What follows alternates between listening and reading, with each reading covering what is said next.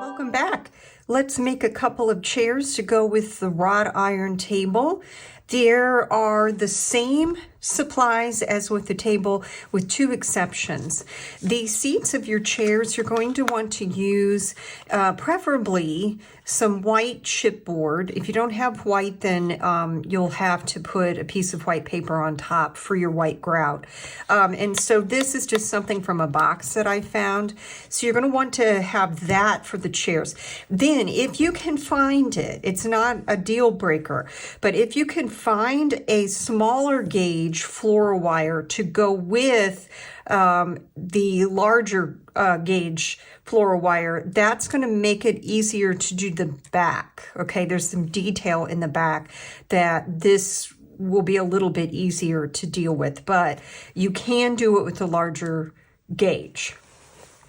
The first step is to take your chipboard or whatever we call this and cut two circles, and they are going to be 1.5 centimeters in diameter. So you're going to cut two of those, and then what we're going to do is just start by making the mosaic. And I'm going to go really fast through this because I'm presuming that you made the table first. So remember, you'll need your Mod Podge and some way to get that on there, Mod Podge. And then what you're going to do in this case with the little pieces is I suggest making them half the size. So what they were last time was 2 millimeters. This time I would suggest just doing 1. Now that's just what I chose to do. You don't have to. You maybe had some leftover ones and that you'd like to use them, and that's perfectly fine. I don't have a problem with that look. There's nothing wrong with that look. So remember, you're going to notch these out, then you're going to cut these and you'll get your little pieces. Now those are way too small, but you're going to get your little pieces that way easier. So do that with all of your colors, whatever number of colors you were going to use. And then what you do is find the middle of this and start with whatever color. I will be starting with the dark blue because that's what I did on the table. And then you just stick that down with the Mod Podge and you work your way all around. Anything that sticks over the edge, you can still trim that off, even though this is not wood. You just need to be more careful about it.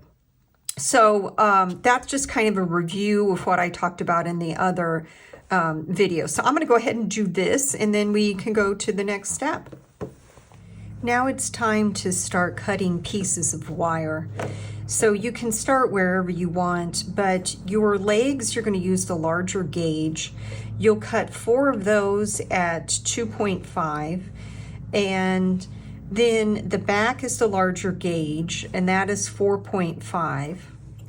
Then, and it doesn't matter what order, I just happen to have it in this order. Then take the smaller gauge and cut your 2.5 at 2, and that same smaller gauge do a 1.5. Now these measurements for the smaller gauge can be adjusted a little bit here and there.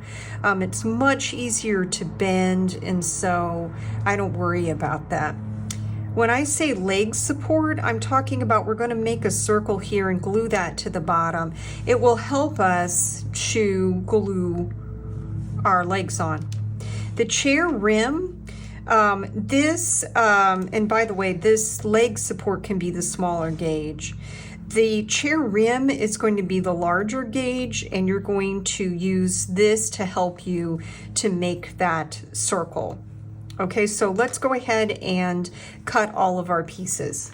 So we have these cut, and you kind of know how to do the ends of the legs. This is a smaller piece, of course, and so you're going to kind of have to futz with this a bit to get a smaller curly Q. But just as a reminder, what you want to do is make sure that those 4 legs are as identical as you possibly can get, because otherwise it'll be wobbly. Now, the next piece here is the back.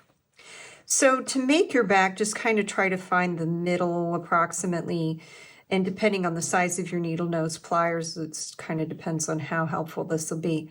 And just kind of bend a little at a time.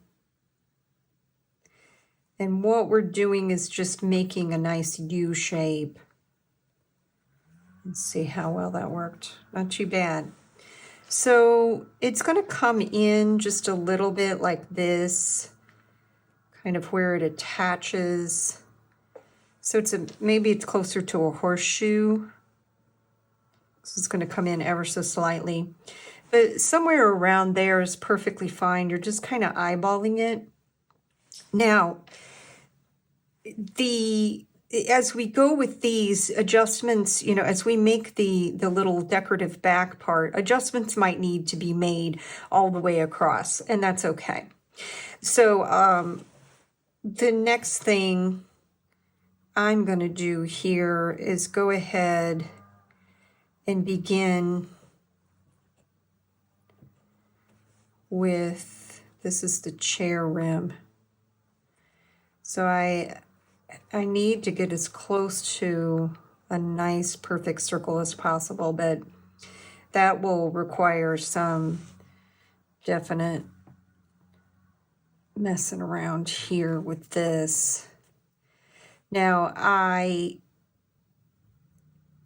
added a little extra, maybe a millimeter or so that you can adjust. That's not too bad, but basically that's what you're doing. And just be very, very careful. You don't want to wrap it around. You want to do it freehand and then adjust. And so see, I think there's about a millimeter that I'll take off of this very, very carefully. And because I don't want to have to start again because I took too much, right? But I'm going to go ahead and do that. And let's see here. And a little bit of adjusting here and there, and it'll be a perfect circle, or pretty darn close to a perfect circle.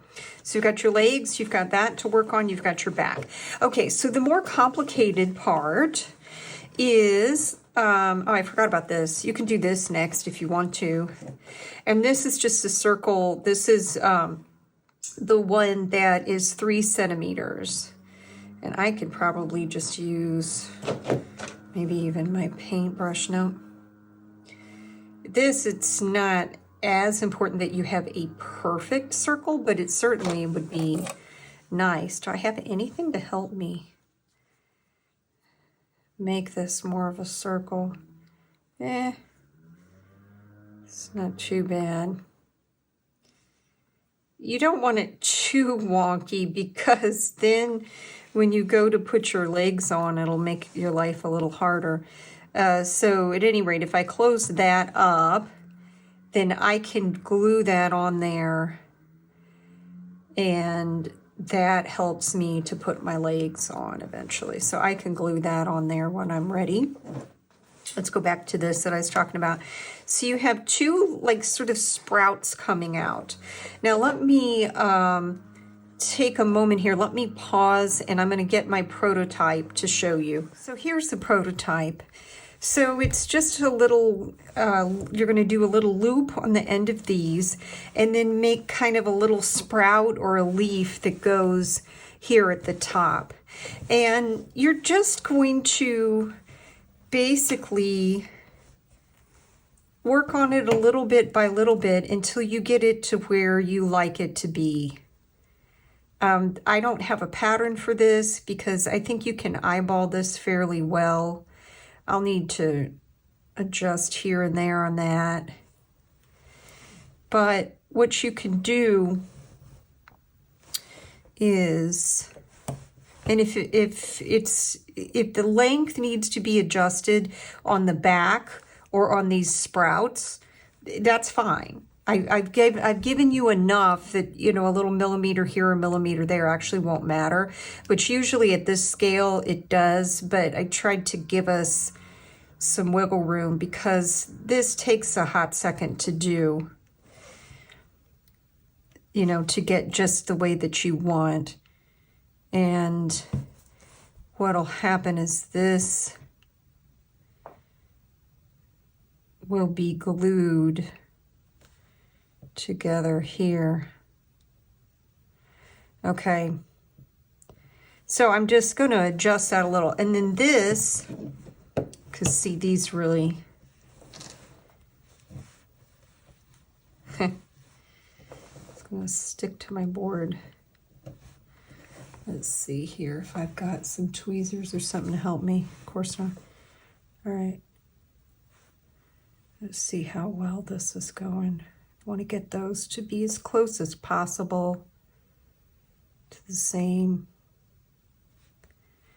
And then open these out a little to see how it's going. It's not bad. It can be trimmed. So I can mess around with that. And then what'll happen is when I'm ready, I'll just glue the stems together down here. Just run a little glue all along in there. But I want to size my other little sprout here. And this is just a teardrop shape. I can use this to help me maybe get the center. Might be even too big to do that. But we can work on that, no problem. So I'm gonna get my little teardrop here. And then that C just glues down in there. Now before I go and I glue everything, I need to see if this is going to fit well in there. And of course I don't have it glued yet, so it's going to move all over the place. But I will make my adjustments accordingly. Just I can't find my tweezers. I'm just going to use this. And I can see, let's see here. It'll be trimmed a little on the bottom. I gotta find those tweezers. Let's see here. Give me a sec. Okay, here we go. It's gonna drive you crazy watching me do this if I don't get those. So, now everything's sticky. So what we're doing,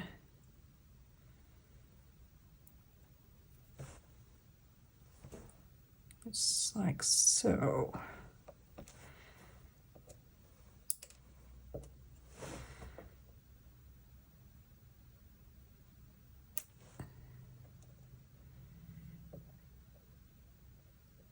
So all I'm doing here is double checking. So a few adjustments it looks like will need to be made. But essentially, that's not a bad size. It's pretty good. There's going to be a little smoothing out and so forth. When I'm ready for that, then I can go ahead and I can glue my teardrop in there. So, or if I want to wait and do just all of the gluing at the same time, like glue these stems together, that's fine.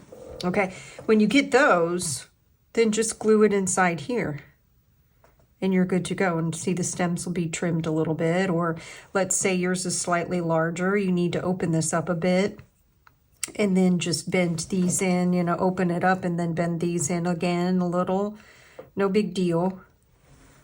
So you'll come out after you're all glued and it's going to be good. I think there's glue on these. So that is your next step. So once you get all of the bending the way that you want, you get all of these, then the next step, of course, is that you can go ahead and just paint black. we're ready to glue now. Once this is all dry, you can kind of smooth it down if things are roughed up. What I would do is start with the seat and glue your seat on first, especially if you need some adjustments to make it a circle like mine. Then the second step would be to just glue this to the outside. Okay, not on top, but to the outside here. And you might notice this middle part still moves a little bit, which is nice because then, you know, you don't have any problems gluing that on and having it have a little bit of a dimension to it. Okay. The last thing is just like what you did with the table. You're just going to glue on your legs to where the curlicues are outward, and they will glue fairly well to this inside chair leg support. When you're done just gluing all of those together, very, very similar to what you did with the table, then you'll wind up, it'll look like this. You can touch up the paint at that point if you want to, but you've got one chair, and you'll be ready for your second chair. Just rinse and repeat. So thank you so much for watching, and please subscribe.